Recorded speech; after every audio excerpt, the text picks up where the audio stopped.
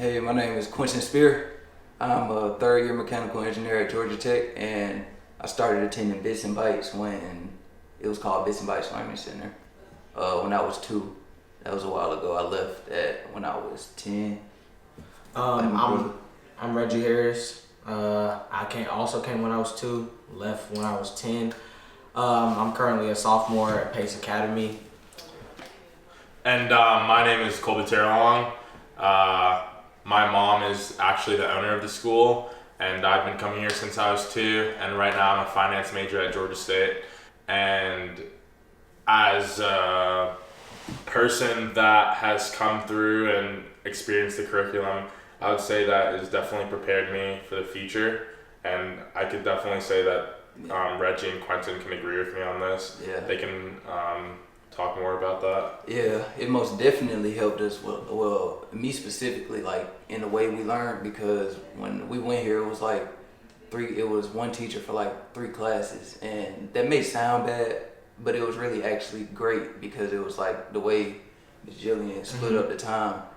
Like she gave us a task to do, and she would go off and go to another grade, and by the time she came back, you better have done your work because she about to start teaching it as soon as she get back. And it just, that whole concept, like that whole ideology, like made you made you realize that school wasn't a place to play, really. And since Even though you could have fun, but not really a place to play. Yeah. And since we were so close, you kind of felt bad. It was like disrespecting your mom. Yeah. And it really taught, like, along with being at home, it taught me my core values. Yeah. Yeah, discipline is necessary, I think, also at a young age because we sort of absorb so much information, and I think it's necessary for kids to understand what's right and what's wrong, and so that in the future they don't make as many mistakes, or even if they make mistakes, they'll know that, yes, be aware of it. Yes, there's some consequences for these mistakes.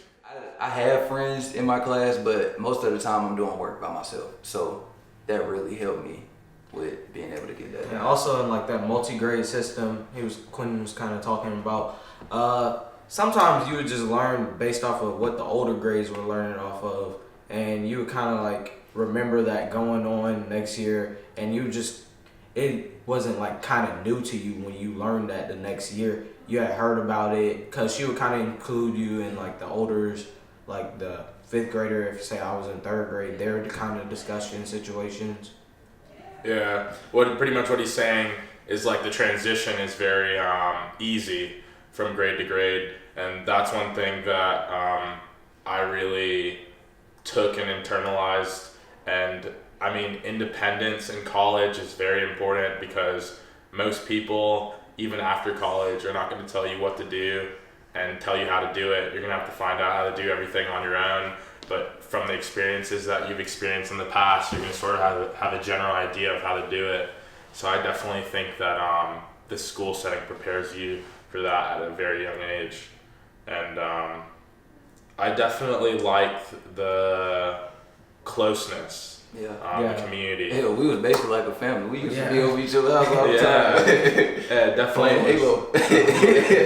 Yeah, like the kids, we definitely all feel comfortable. Yeah. They could probably talk about that more. Yeah, it was real, like, this school was really like a family environment. For real. And it's like, everybody was close, and we realized, like, school was important. You feel me? Like, that's what's gonna get you through. That's the main focus, but at the same time, you can still have fun. Because, basically, really, everybody in here was family. Yeah, So, I feel like all my teachers were like my second brothers. Even that, and everybody had at least one or somebody literally in their family that went to that school. So it's like, the school prepared me, and like it showed me that even though I might like be a minority in a community, I mean, I was still striving for excellence.